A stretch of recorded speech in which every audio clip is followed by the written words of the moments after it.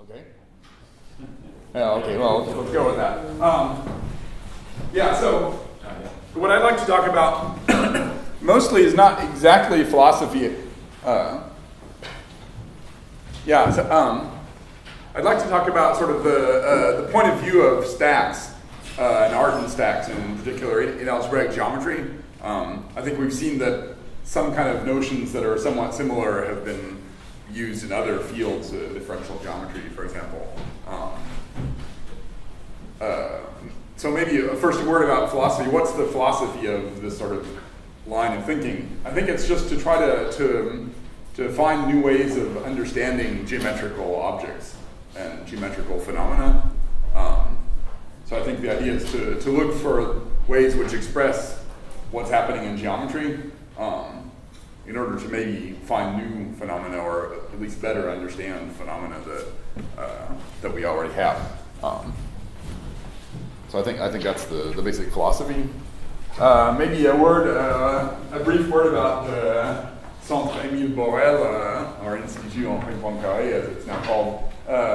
You might say that a lot of what we're doing these days is doing the communication between the two rooms in the Centre Émile Borel, as we discussed yesterday.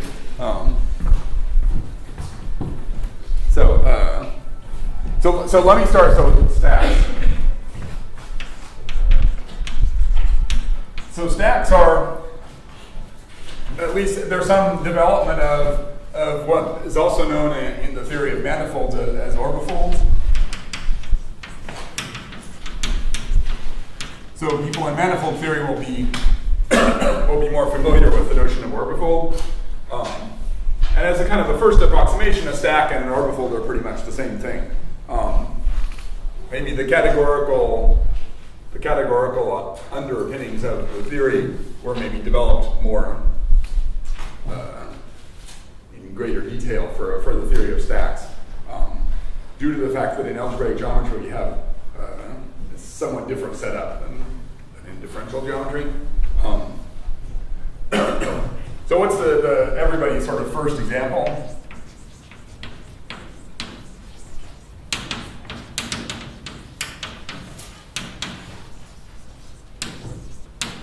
So everybody's first example, I think, maybe, I don't know if you agree, but it would be, let's take Z to be the affine line,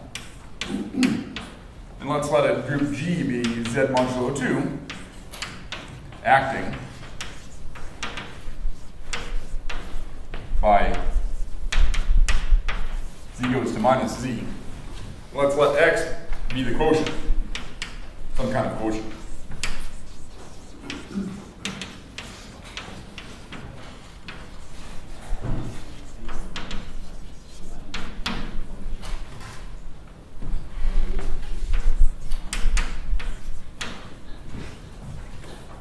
So what are the points of X? So X is also, the points of X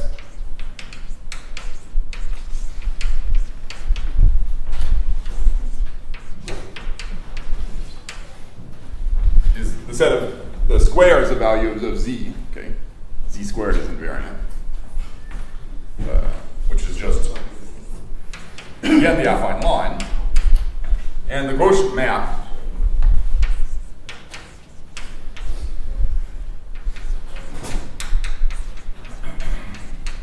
is just the map Z goes to Z squared. And we draw this as just sort of a parabola turned on its side.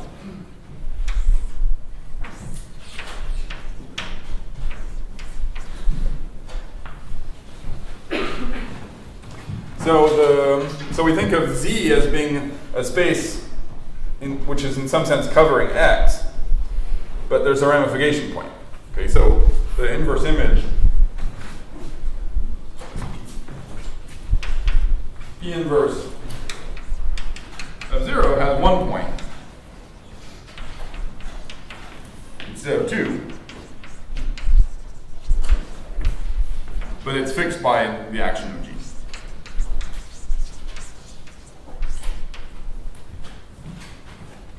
And in particular, this map is not a covering space map.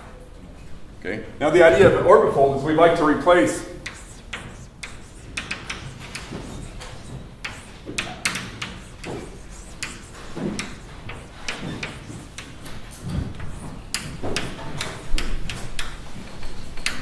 x by a sort of a curly x so that the map z to x becomes a covering map.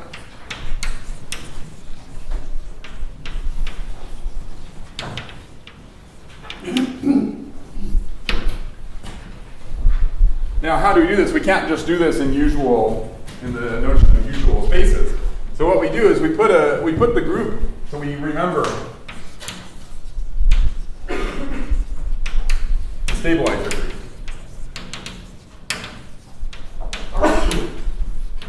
In the following form, so I'm going to start using topology here. So let's put a space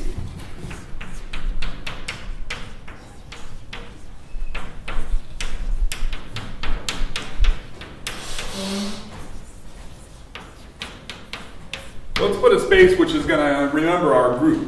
Okay, so we've seen yesterday that groupoids and spaces, or some kind of infinity groupoids and spaces, are in some kind of correspondence. So let's sort of use that correspondence in one of its simplest cases. So instead of the group G, let's use a space BG. But we can think of that as being the same thing. So let's try to put a space BG over the point 0. But then this is going to get glued in a sort of a non-trivial way.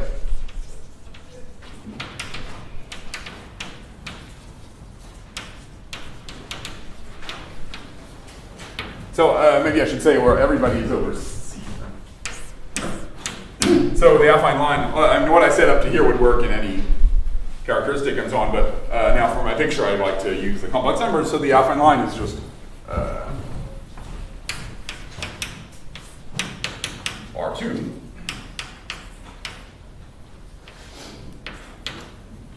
And if we draw the origin,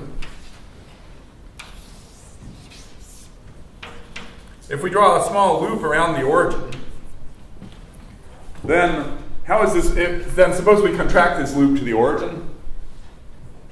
What happens up here? Up here in Z, the small loop that goes around the origin lifts to a loop upstairs, which is not closed. It lifts to a loop upstairs, which interchanges the two sheets. Okay? And we'd like to sort of remember that phenomenon as we go to the origin. So to remember that phenomenon, we would like to say that a small loop, gamma t,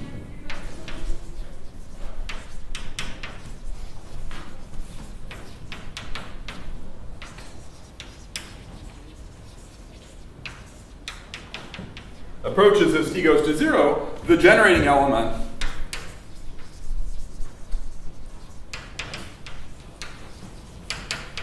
of pi 1 of our space, which is z mod 2. So a small loop going around the origin is supposed to go to the generator of z mod 2 inside this space.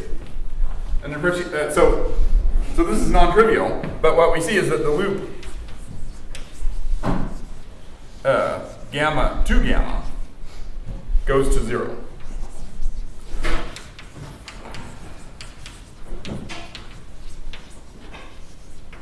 Okay, and this can be expressed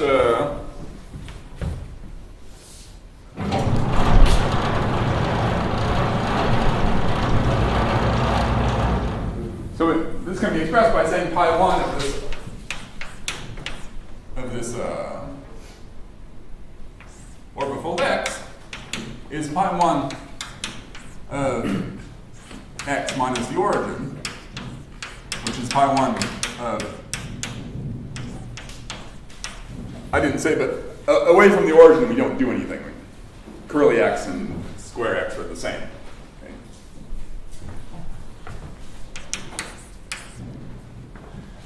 Modulo the relation that 2 gamma equals 0.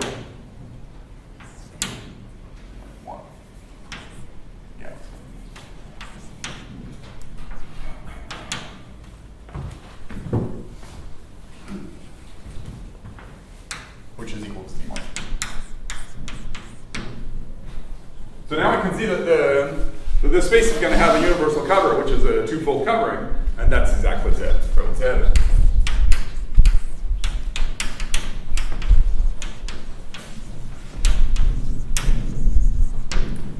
so that's just the kind of first example of what's usually known as a Deligne-Mumford stack. So.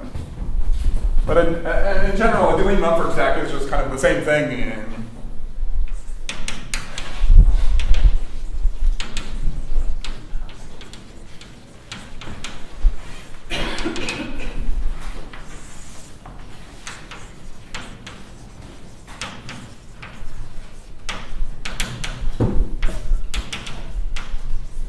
With bigger varieties and groups and stuff like that.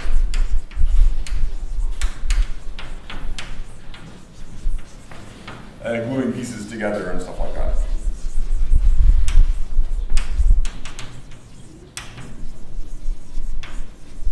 That's actually a theorem. So there's a theorem that says that a Deligne-Mumford stack with, I forget which property, is always locally over its coarse moduli stack, a quotient stack. So that theorem means that a Deligne-Mumford stack can really be thought of as exactly this kind of example, maybe glued together in some way. So it has patches which are exactly this kind of example. I have a question over here. Okay. Can I ask you a question? Go ahead. What's the relationship with the pi 1, your pi 1, and the smooth pi 1 we have in many examples? I think it's this. I mean, I think up until here we could call this a diffeology, and that would be the pi 1 that you talked about. Just a question I want to understand. Okay, so I ask a question because I don't. Well, I mean. Okay, maybe after. To define the pi 1, that's actually the subject of some papers and so on. In the case of a general stack, defining the fundamental group of a Deligne-Mumford stack in general is the subject of some recent papers and so on. I'm just saying that in this example, that's what happened. Maybe we can have a discussion. But you could also, I mean, in the case, we could define that. For an example, which is a quotient example like that. If, for example, you take away no singular action, I mean, for example, 0 to the acting on C minus 0, where there is no singularity, what would be pi 1 will be exactly 0 to the agree? No. Well, I mean, if there's no singularities, then the quotient stack is just the usual quotient space. And the pi 1 is just the pi 1 of the usual quotient space. This formula is intended to explain in what sense we're going to glue in this space Bg at the origin. We take the complement of the origin, and we would like to sort of glue in a copy of Bg at the origin. I mean, if you take a curve and then add a smooth point on the curve, the pi 1 of the bigger curve is just given by the pi 1 of the open curve modulo the relation gamma equals 1. And what about if pi 1 of x minus f1 is 3 then? Then probably you get pi 2 or something like that. Higher stack. Well, no, that would still be a 1 stack, but I think it would have a pi 2. That's a good question. You can extend this to P1 instead of A1, so you get a stack like that. If you didn't think about that, I'm pretty sure that you'll have pi 2 or something. Or maybe the pi 2 maybe you'll get a pi 2 which is, I don't know, it has to be calculated. So maybe there's no connection between the group and pi 1. There is a connection between the group and pi 1 because this is for the experts, okay? If we take the quotient actually amounts to Bg, and the fiber is Z.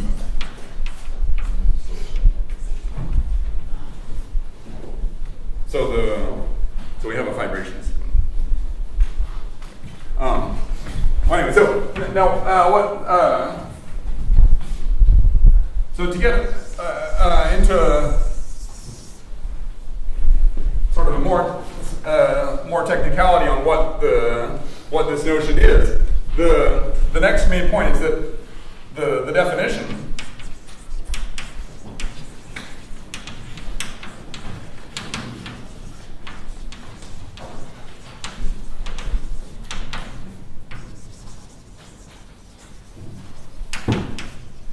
generalize the idea of coordinate terms.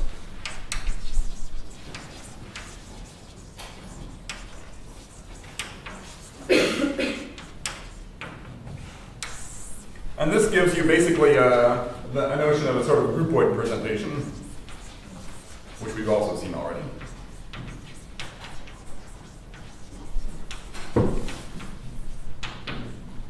So the idea is that a Deligne-Mumford stack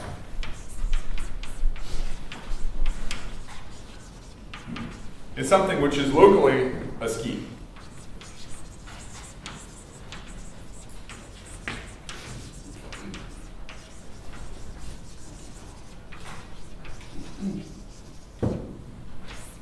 So let's keep our notation around X, but now this is going to be sort of a general Deligne-Mumford stack. And we'll keep maybe the notation Z also. So what does that mean? That means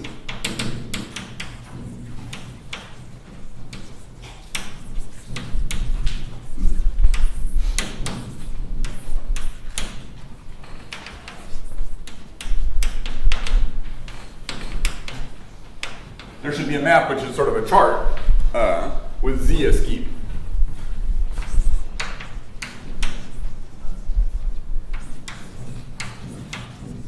In my talk today, I'll be only talking about finite type schemes over C.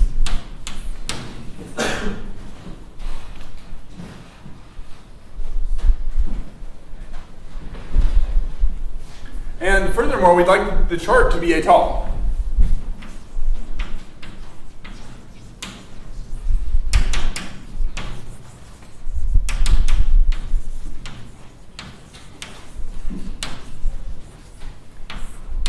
So what does that mean? That means that for any other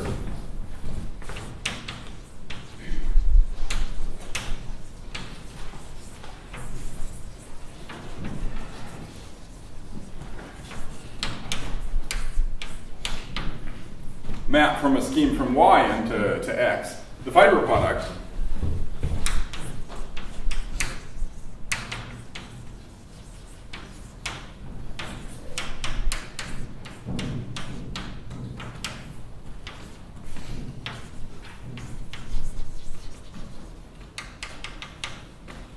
let me put it just a little footnote here.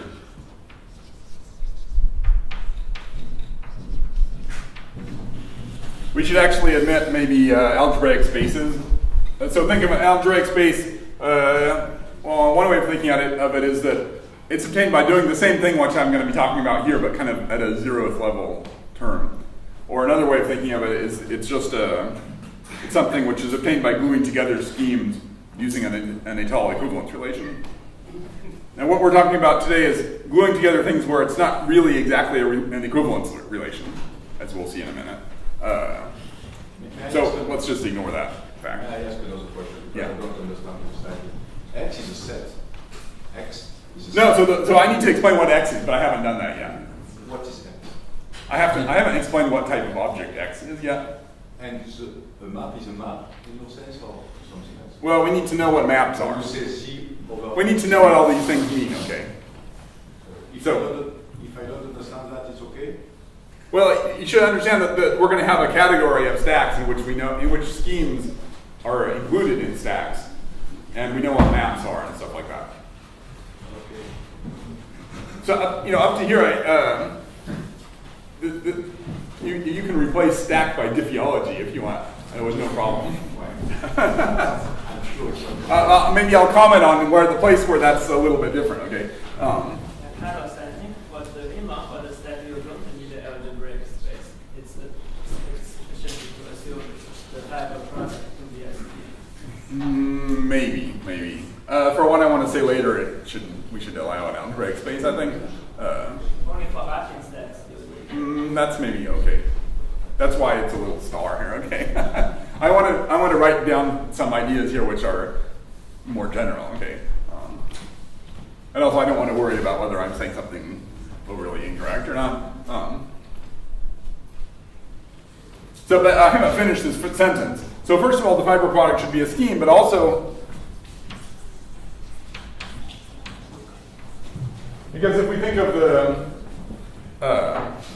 diagram, okay, Z mapping to X, we're just pulling back by some other scheme Y, and we have the fiber product.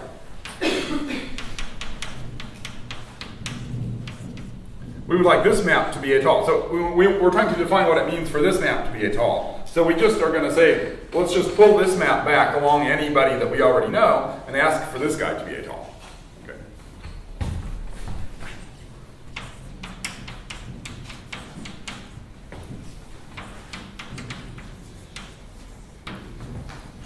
Now already from here, we can already see what the groupoid presentation is going to be.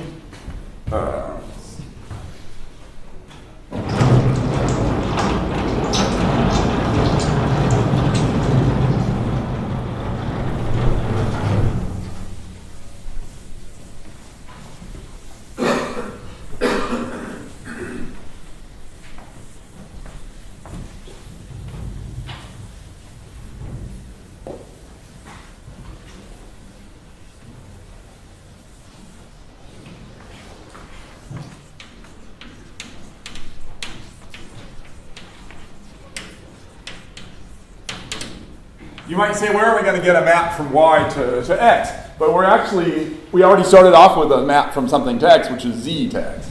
We'll just use that. So let's just put R is Z cross X, Z. And it has two maps to Z.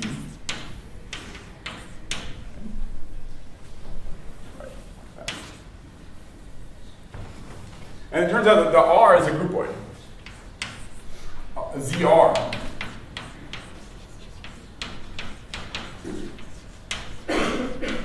And so by hypotheses, these guys are étale maps, each individually.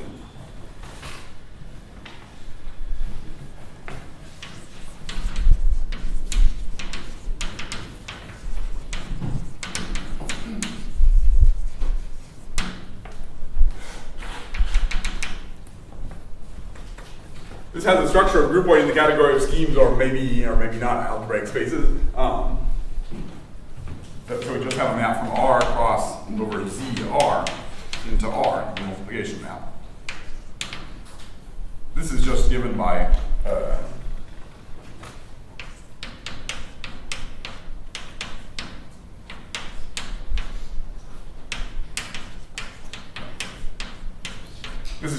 sort of forgetting the middle factor. Okay. And you can see that it's not just hard to see this is an associative multiplication and so on. And so conversely, so the theory, so what I've done here is I've said, okay, we're going to have this theory of Deligne-Mumford stacks. We want it to have some kind of properties. One of the main properties is that a Deligne-Mumford stack should have a chart, which is a map from a scheme, and the chart should be an étale map. And just from those general principles, and this fiber product symbol, we come up with this idea of a groupoid in the category of schemes. And in some way, the theory of DM stacks, the theory, is just a way of working this backwards. So it's just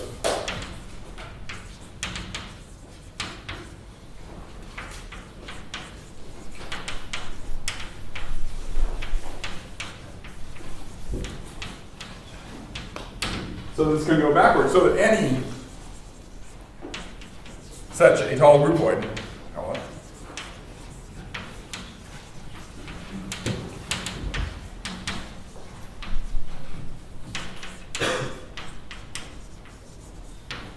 any such étale groupoid gives a DM stack, but also, so you might say, okay, a DM stack is just an étale groupoid. The idea is that this notion of stack is a sort of throws some stuff out of the information, which is to say, the object that is given by the groupoid we would like to have be our stack, but we don't want to remember the fact that we're using that particular groupoid. So two people might define the same stack by different groupoid.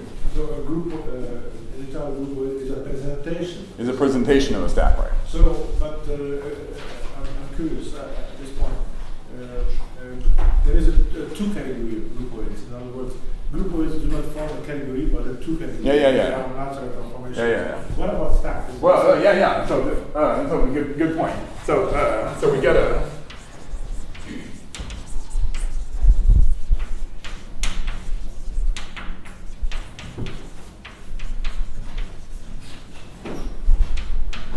So I'd like to, I'll say a little bit more about the general framework of this in just a minute.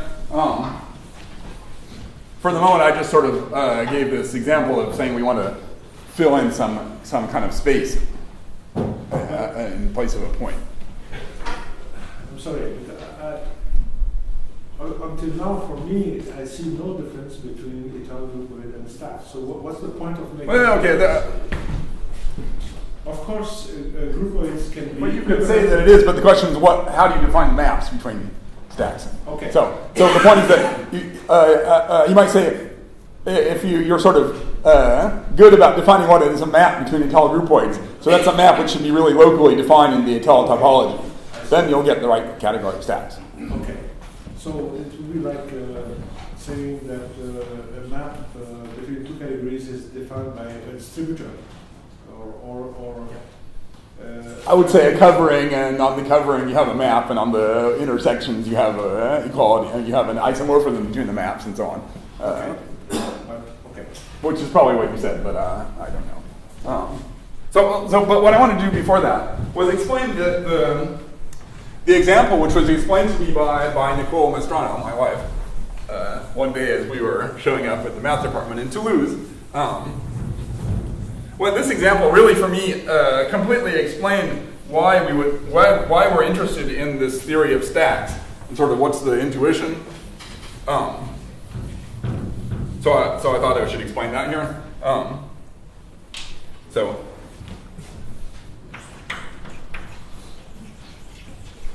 Well, Deligne-Mumford. Why Deligne-Mumford?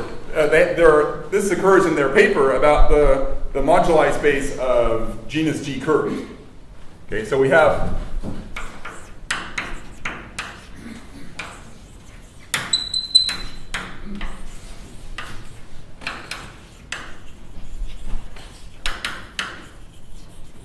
the moduli stack of genus G curves.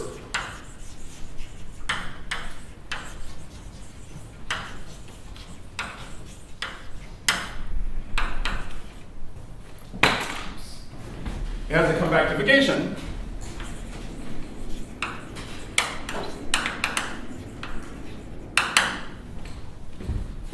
Which is moduli of stable nodal curves.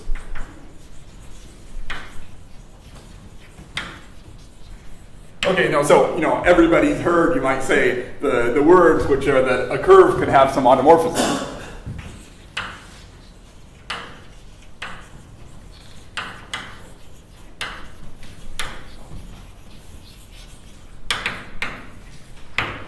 That's why we have a stack structure here. In the same way as our point had a Z mod 2 of stabilizer. And in fact, so mg bar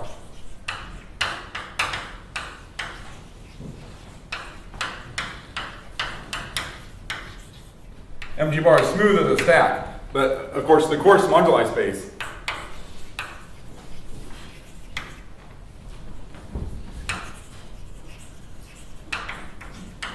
which is sometimes called an M with not a round.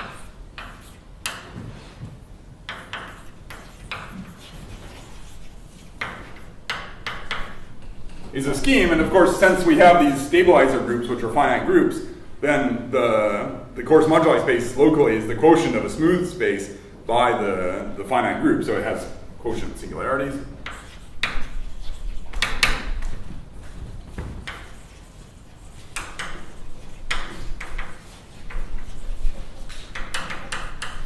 But so I'd like to explain the example, well, an example at least, which really, I think, illustrates extremely well why we want to work in the stack rather than in the space.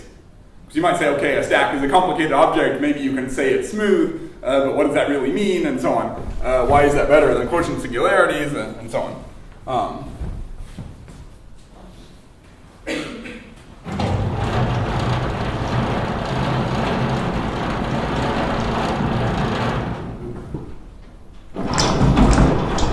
So let's look at a particular example. This is what Nicole was explaining to me. So let's look in the boundary at the deepest stratum of the boundary.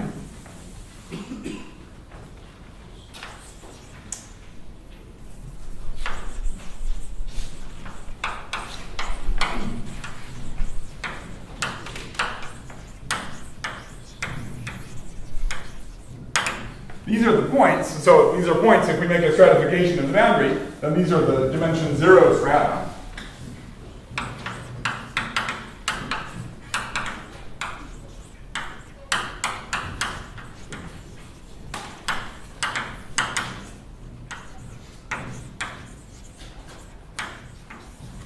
These are points which parameterize nodal curves, which are unions of rational lines.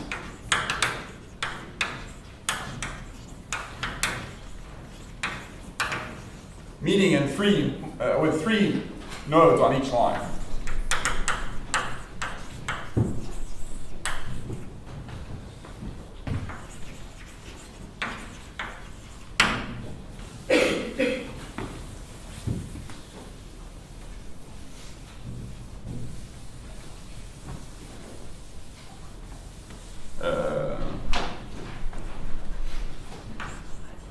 If we say k is the number of rational lines, then let's see the number of nodes.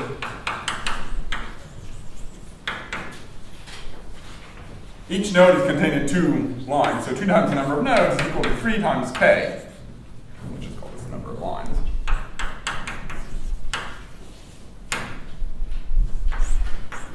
And the genus, what's the genus? If you think about it, guess for example, let's take a guy like that. So if we have 2 lines and we have 3 nodes, then it's genus 2.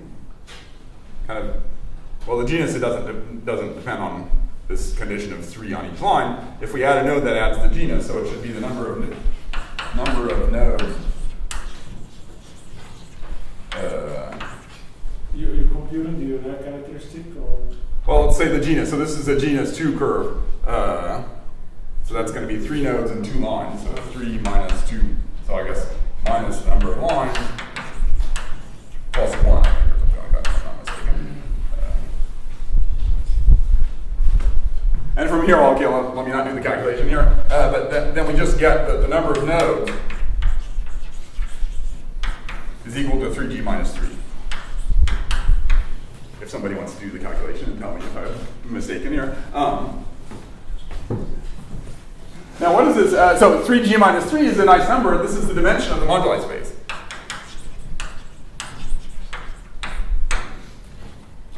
And a node has a 1-parameter universal deformation.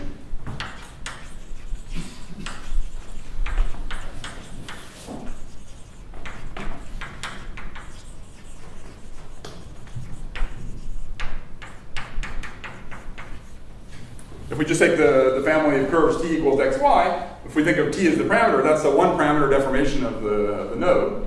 At t equals 0, it's a node. And so we can just glue in these 1-parameter deformations at each node. So glue these guys in. Now you're describing the boundary of the moduli. Well, we're studying the full moduli stack at a boundary point. At the boundary point. I think these are called Mumford curves, roughly speaking. This is nothing new, I mean, but I think it's a good.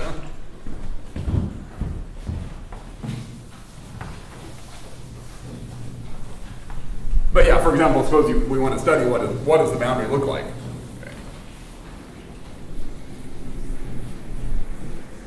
So our nodal curve, let's call it C0, fits into a family.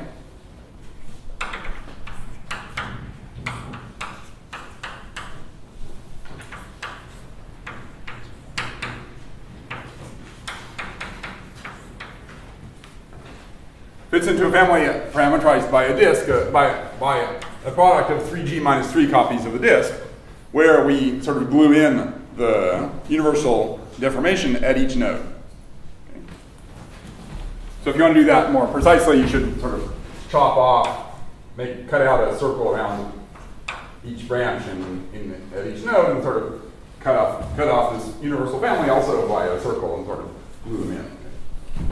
So I'm maybe not commenting on to what extent that's completely canonical, but as I said, I think this is well known.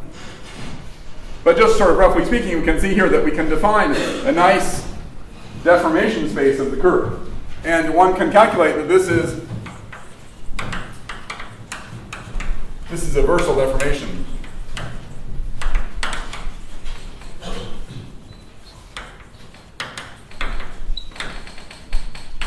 curve in the sense the tangent space of delta 3g minus 3, which is c 3g minus 3, maps to h1 of c0, whatever the tangent sheet for c0 is.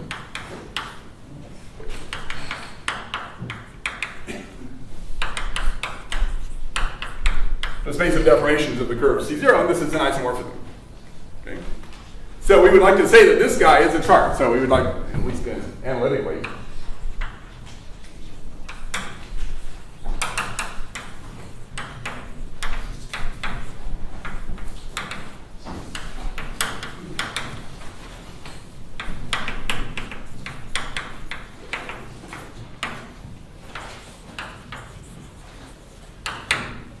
and in fact, the boundary divisor. I mean, when you say boundary, you don't really mean boundary, right? It's just a place where things become singular. The boundary is the space of curves which are not smooth curves. Yeah. So it's not a flow dimension. It has the same dimension as the No, it's codimension 1. Oh, it is codimension. As we can see, for example, in this, with this calculation, the boundary divisor is just the product T1, T2, T3G minus 3 equals 0. It's just the union of if any one of these deformation parameters is 0, then that node exists. And if the deformation parameter is non-zero, then we've deformed the node. Okay, so we can, I mean, that's why I'm saying this example, we really see clearly that this is the chart which we want to look at. We don't want to take some kind of finite group quotient of this guy. We want to use this chart as a chart for the moduli space at this point. Okay, this is completely clear. So this guy is the chart. Now, why is stack? So,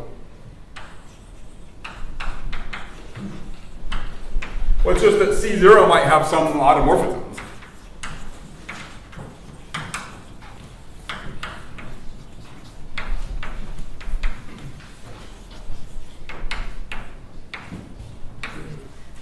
Okay.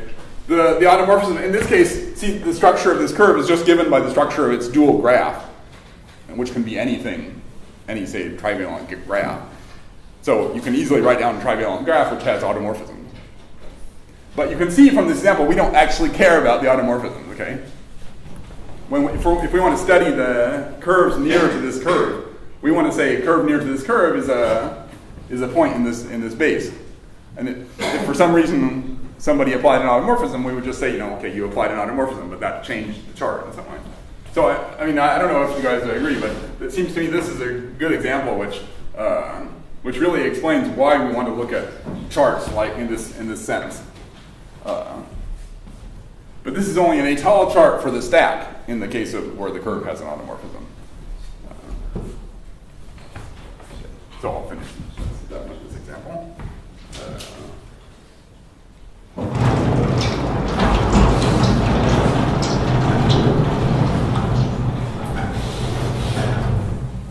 Now, what about the sort of theoretical structure of the theory? Okay. So, what is a stack? So this was in the world of algebraic geometry. This was Grothendieck. I think we can understand that in the room next door, they were also talking about the same types of objects.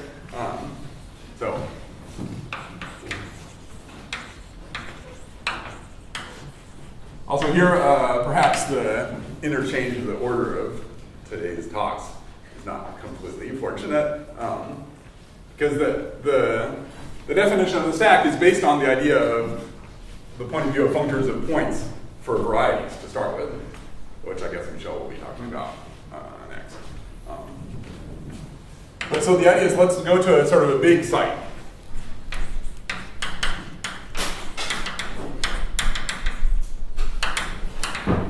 So, well, not too big, but somewhat big.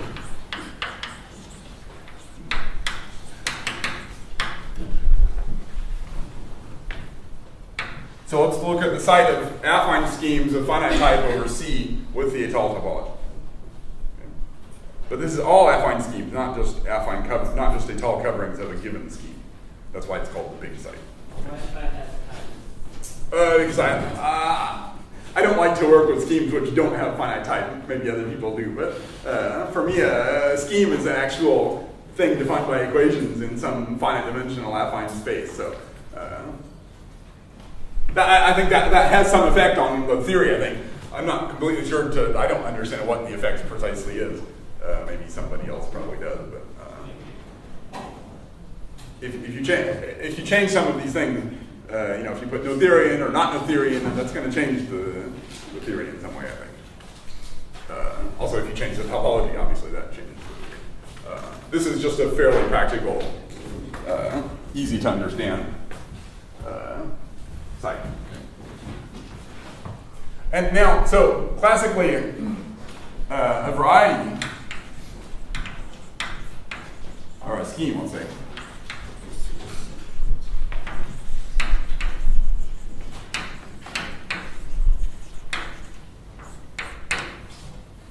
let's give it a name to this guy. Oh, no, not A. X is already sort of used to S.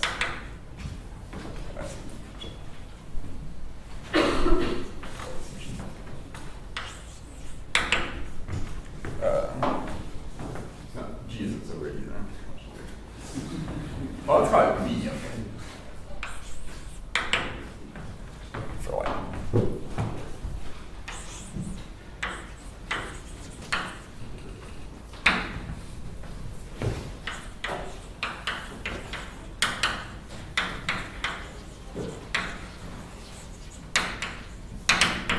So a scheme can be viewed as a functor, this is its functor of points, from this site to sets, which satisfies some kind of gluing condition. Of course, not all set sheaves are actually variety, are actually schemes. So only some of them are. Yeah, sorry. No, sorry. This was this was affine schemes. Yeah, that's right. Covariant functors from rings or contravariant functors from. Okay, you guys all know we've all read Hartshorne here, right? Okay, so now the idea is relatively simple, which is just let's for stacks just replace sets by groupoids.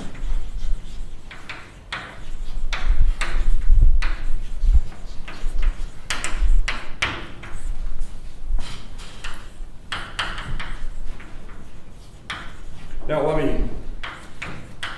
this of course was not in Grothendieck's original idea, but in sort of the modern point of view on this whole thing, we can replace a groupoid by one truncated space. One truncated space is a space whose homotopy groups vanish in degrees 2 or higher. So Grothendieck would take a Grothendieck vibration maybe there? Yeah, okay, so what is a functor?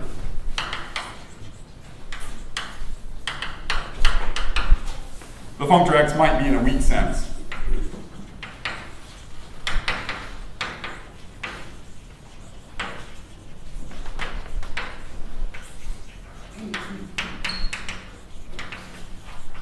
But it's actually the same.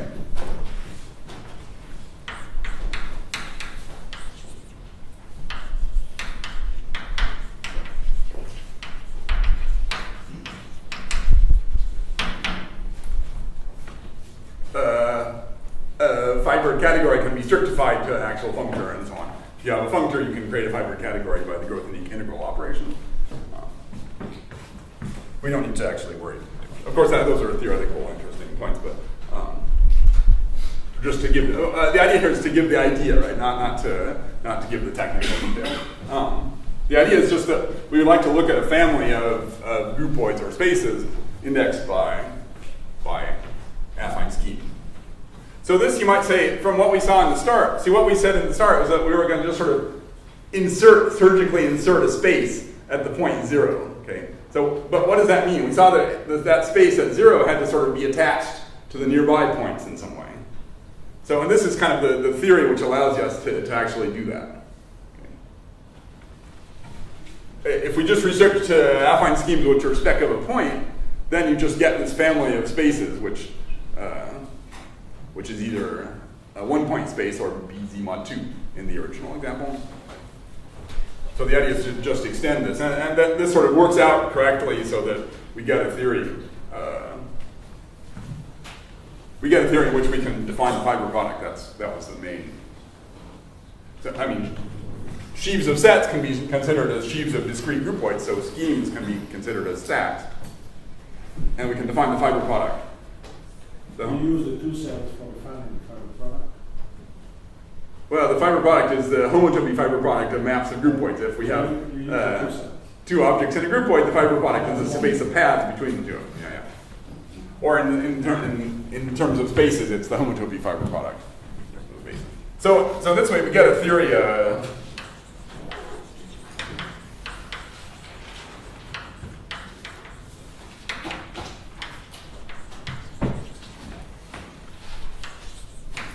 We get a theory one stacks over this site B, and it's easily extended. You might say, quote, easily extended to n stacks by replacing one truncated spaces. You mean one truncated some physical object? Well, some kind of spaces. There was a discussion of what spaces are. I mean, in the technical version of the theory, it's simplicial, because the easiest way of working with a space is as a simplicial set. But the idea is a space, okay? It's not a... It doesn't have to be a set. It doesn't have to be, it turns out to be in the end, or at least in the middle in the case.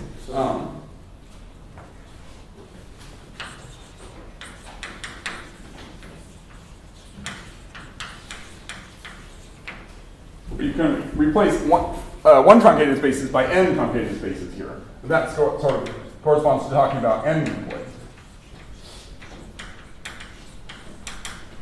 And in that case, we have a descent condition. So this condition of being a sheaf here, this is kind of crucial to anything about gluing. So if we want to talk about historical things in the Séminaire, Chevalier, Catren, and so on, in the places where Grothendieck started his theory, constructing Hilbert schemes and stuff like that, there was a strong emphasis on this idea of gluing together things by using the sheaf condition. So it's from that, at least, and just generally, because it works, we see that we need some kind of, we would like to impose some kind of descent condition on these guys.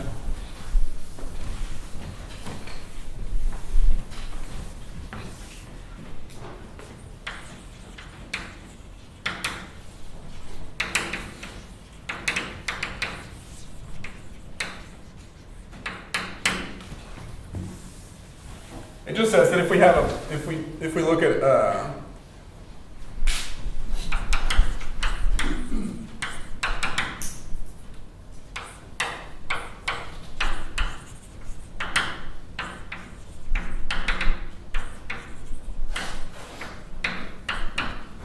if we have a diagram like that, where spec A, say, and suppose it's well, to start off with, suppose these are just Zariski open sets, okay? So we localize by some function, we localize by a different function, we localize by the product of the two functions. Then we would like to have x of spec A mapping to x of spec A prime cross x of spec A double prime over x of spec A3. This should be an equivalence, which is to say if we have a point with values in A prime and we have a point with values in A double prime, which agree on the intersection, then they should give us a point with values in spec A. And here this is a homotopy fiber product. That's kind of a very quick discussion of the descent condition. As Pierre showed us yesterday, there's this book edited by Leila Schnaps in which I wrote an article on descent. So if you want more about the descent condition, you could look there. Let's just say that for pre-sheaves of spaces,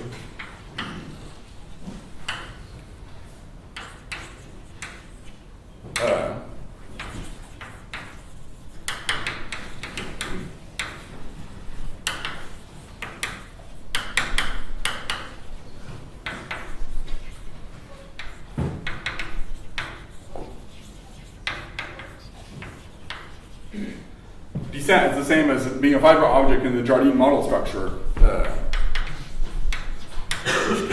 which came for which Henri had some input also.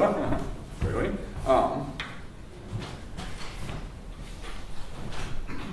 And that's, then there's a question about if n equals infinity, then there's two kinds of descent. There's hyperdescent or non-hyper descent.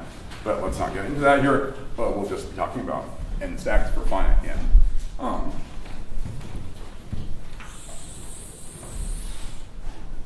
And so now I can just sort of recopy what we said before. What I said before was kind of designed to be recopied, you might say. That we can define what is an Artin.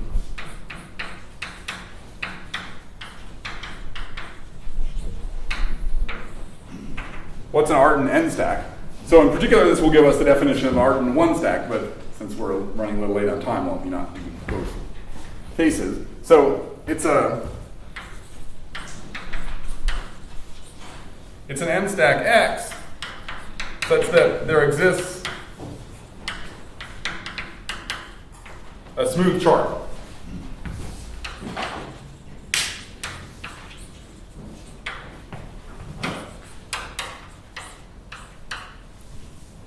So this is where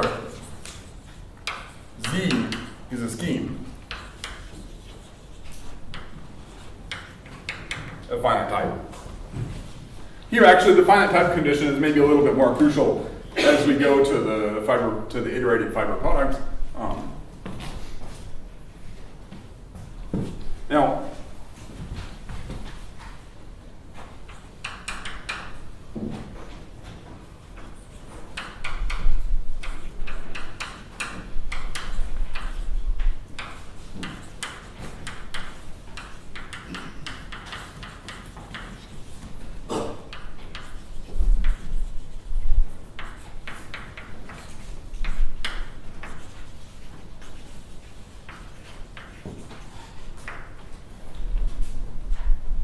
I guess I should probably say more precisely, anytime we have two different maps from a scheme into X, we would like the fiber product to be an Artin n-1 stack,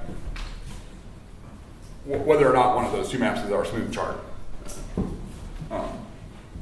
That's probably, roughly speaking, equivalent to this condition. And the map, just as before, the map from this guy to here. So what do we ask? We ask that it's, well, it's surjective because we want it to be a chart.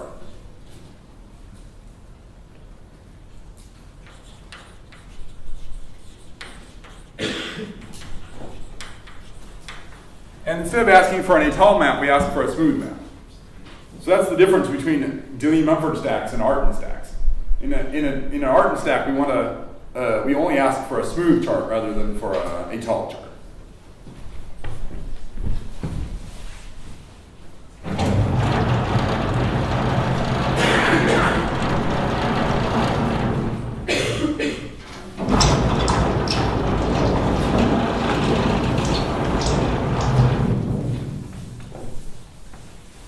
And this definition is recursive. So recursive on n. You can check that it works out perfectly well.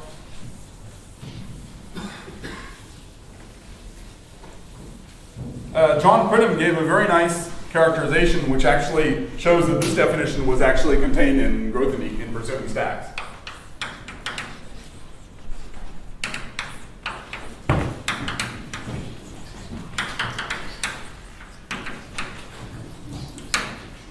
Sorry, I should mention the origin of this definition. So, of course, this is at least one way of saying the definition of an Artin 1 stack. We were discussing with Andrei Hushewitz and Charles Walter and Nicole about the theory of stacks in general. And Charles said, okay, this condition should be expressed in this way, and it should just be viewed as saying that our stack is geometric. We should call this a geometric thing rather than an algebraic stack. And Charles said, oh, I think we can do this for 2 stacks and so on. Sorry, by smooth surjection, do you mean a submersion, or do you mean, is it étale or not? No, not étale. So a smooth map. Submersion, yeah. But has it to be a submersion? Or not? Okay, yeah. But in algebraic geometry, a smooth map is what in differential geometry I think is called a submersion, yeah. Yes, we'll see. Yeah. It means that the fibers are smooth.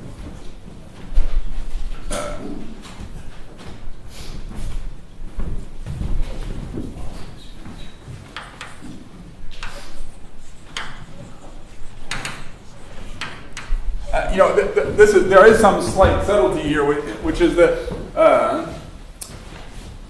the fiber product guy is an n-1 stack, which is supposed to be Artin also. So we have to take a chart for it before deciding whether the map is smooth. Okay.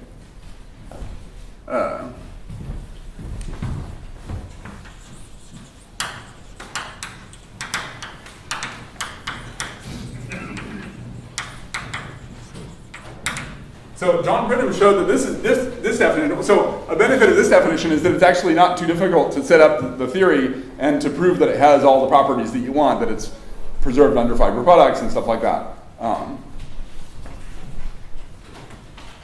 Actually, in Pursuing Stacks, the Grothendieck actually proposed a definition of sort of a schematic homotopy type, and John Pridham showed that this is equivalent to this other definition. So the X.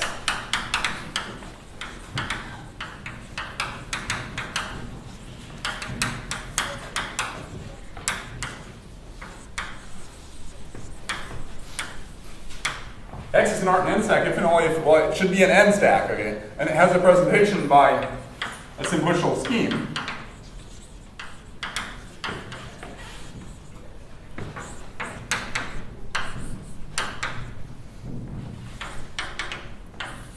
So Z is going to be a simplicial scheme, which we could take to be a simplicial affine scheme if we want.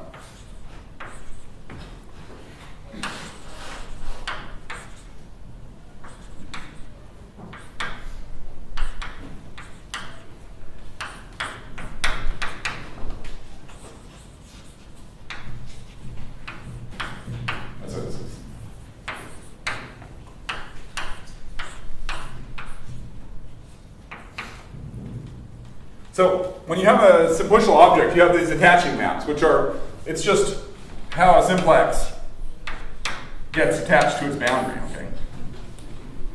The space of k-simplices maps to the space of sort of boundaries of k-simplices. Okay? This is just sort of maps from, this is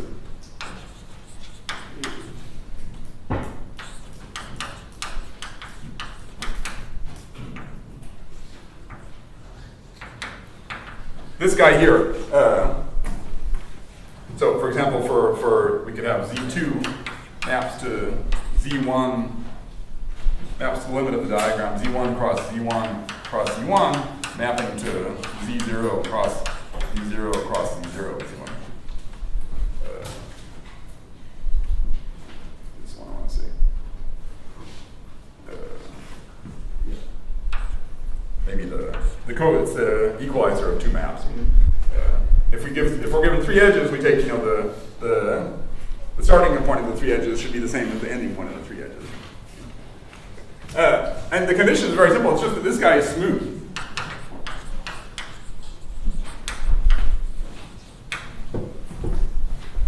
Then, okay, there's maybe for the n truncation part, I'm leaving something out here, which is maybe for k bigger than n, it's supposed to be a smooth surjection or something like that. So this tells us really that we have, a good definition, I think.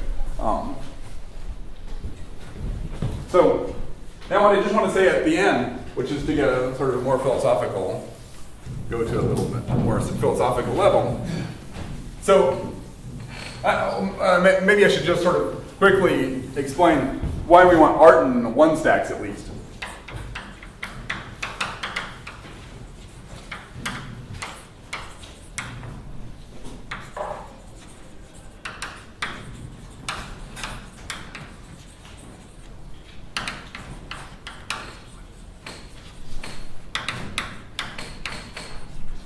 If we take the moduli stack of vector bundles, then the automorphism groups are no longer finite groups, they're linear algebraic groups.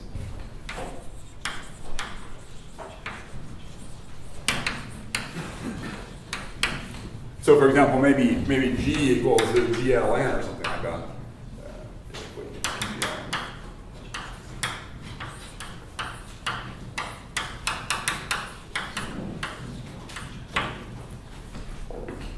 typically when we construct these moduli spaces, we construct an action of some big group on some scheme, some Hilbert scheme, and we take the quotient.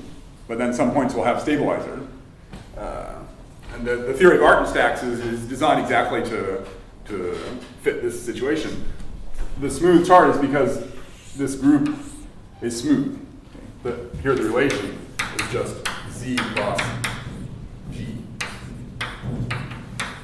with two maps to Z. So these two maps are smooth maps. Now let me just go to a philosophical comment to finish, which is here we've sort of injected topology into algebraic geometry.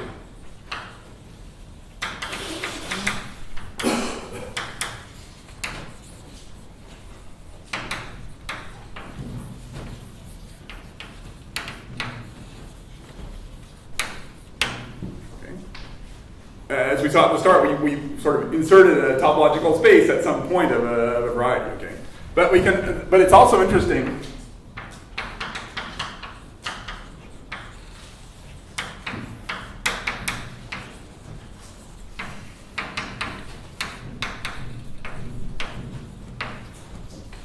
Look at this in the other way, that we inject algebraic geometry into topology.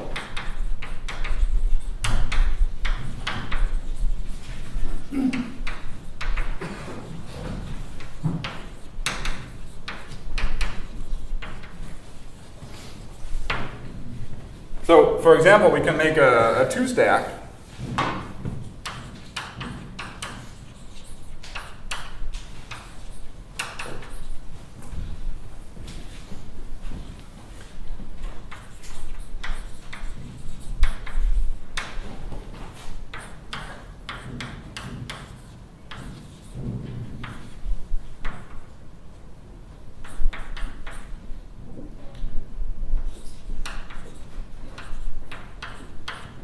We can make a two-stack with a fibration sequence like that.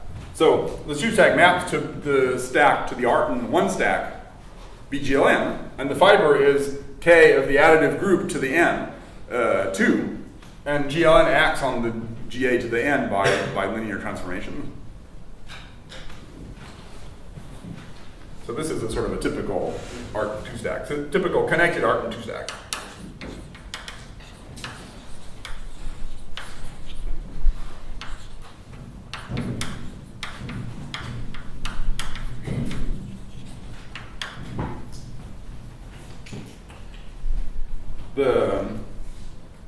The space of points here is, by connected I mean the space of points is just trivial. There's only a single point uptone. But this point has a group of automorphisms, but it actually has a two-group of automorphisms. And that leads, that's beyond our time here, but that leads to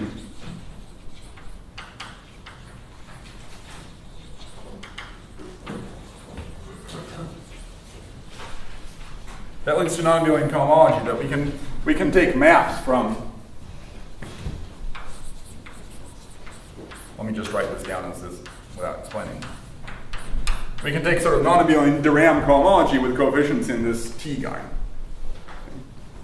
And that's actually why I'm interested in this whole theory, is that if you want to do de Rham cohomology in algebraic geometry, you need complex coefficients. So we need some kind of cohomology with coefficients in something which is complex. And this provides the technique to define what it means to have a topological space, but defined over the complex numbers. That's what I mean by injecting algebraic geometry into topology. It means that we can now talk about topological spaces, but which are sort of in the world of algebraic geometry. So here, the pi 1 of this space is the group GLN, the group scheme GLN. And pi 2 is GA to the N. I mean, it's CN if you like. Pi 1 acts on pi 2. I mean, you could make this into a cross module, obviously. So you can define spaces like that, and then you can use those to define non-abelian cohomology. And that's actually sort of the natural location in which non-abelian Hodge theory works, because to do Hodge theory, you need complex coefficients. So that's kind of a rundown on the kind of ideas.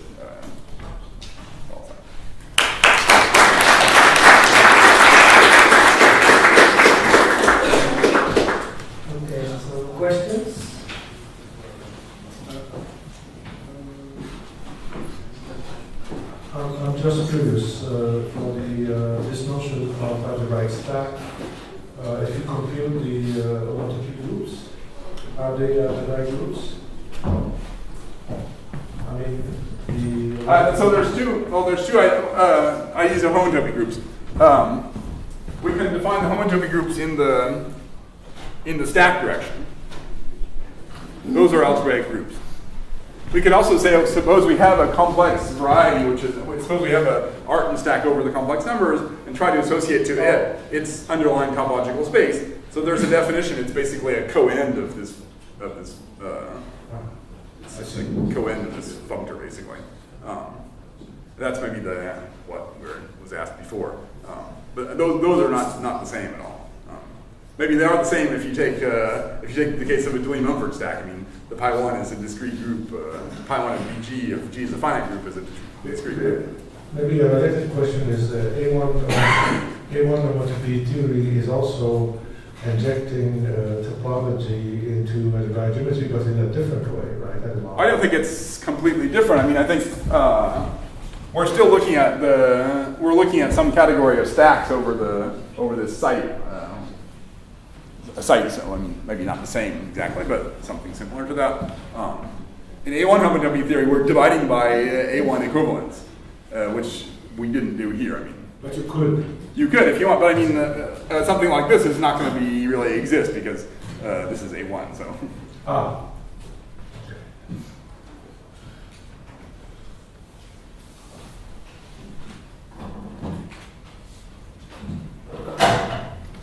Any other questions?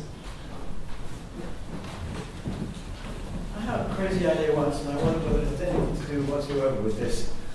If you have the complex plane, and you cut a circle out and remove that, and then you put another circle back in, but where you identify going around twice. So it gives you actually initially what looks like a non-Hausdorff space. But then you have a rule that you're allowed to push the join out or in a way which is locally consistent, and you get a kind of object. And one thing that's interesting, if you classify these objects, the classification space is basically the Laboratoire set, because you have the I can explain in more detail, but I don't know whether this is a notion which has any relation to stacks. Well, I'm not sure. I would be tempted to say that maybe the stack is some kind of limit as the diameter approaches zero or something like that. So an object like this is going to be a sort of a deformation of that guy. Yes, something like that. I don't know. I mean, it just occurred to me that when you did your first example, it looks something like that. But as you say, it's where you've gone down to the point. I mean, it's definitely true that here, when this first phrase, injecting topology into algebraic geometry, in some way the topology is sort of being put along a stratification of the variety, so it's being put into a sort of an infinitely thin sub-variety of the variety. So what you're asking about would be some kind of sort of thickening that into spreading it out a little bit. Something like that probably exists, but I don't know. Yeah, it just intrigued me.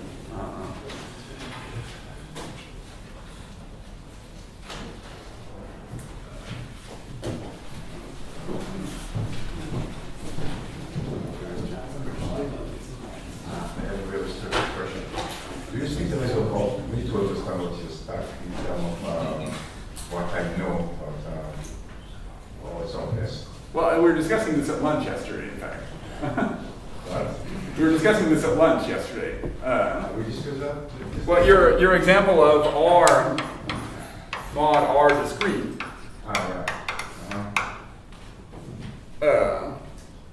It has only a single point, basically. But I would say that this should be considered as a perfectly good diffeological space anyway. And I think if you just use a formalism of stacks and so on over, in that case it would be some sort of basically the site of open subsets of R. You would replace F by open subsets of Rn, basically. The maps are C-infinity maps. And you could look at n stacks over that site, basically. And I think then, of course, the question is what kind of how far the theory can be developed in that case. But for example, this object I think would exist in that setting. And this object for you, what is it? Well, this is just going to be the. I mean, it's the sheaf which to U is going to associate R of U modulo R. It is smooth function modulo constant, local constant. Closed one forms. Yeah, yeah. Closed Closed one forms, for example. From Yeah, the yeah. point of view of the stack, it will be that. It will be No, smooth so function yes. modulo constant function. Yeah, yeah. And what is kind of localization at every point? Well, the point is, I mean, the condition for a diffeological space is that if we take f of U cross, so f of U cross sort of cross U maps into f. Sorry. Yeah, f of U cross U maps into f of a point. So we get a map from f of U into maps from U into f of a point. And if I understand that a diffeological space is basically, you require that this map be injected. This is what you were calling X, basically. And if you sort of just drop that So condition, there is a hop, I can understand. I think so. The point, of course, if you drop this condition of being injective, you'll quickly see that you need to use some category theory in that case. Whereas you didn't really need to use category theory in the case where you can just think of this as functions. Because then you need to start talking about these fiber products and so on. Our objects are functors rather than, and so on. So you need some technical, work to be done, I think. But I mean, it's true that in your talk, this example occurred. You needed the hypothesis that the group of periods was not equal to R.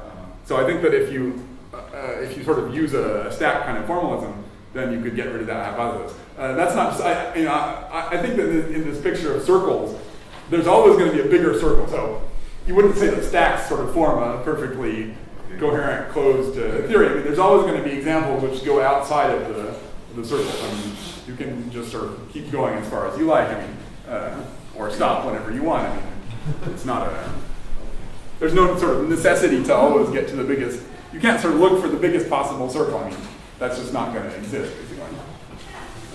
But anytime you're within one of these circles, there's always going to be examples which go outside, basically. And so I think it seems to me that this is actually an interesting example, which may sort of motivate going from.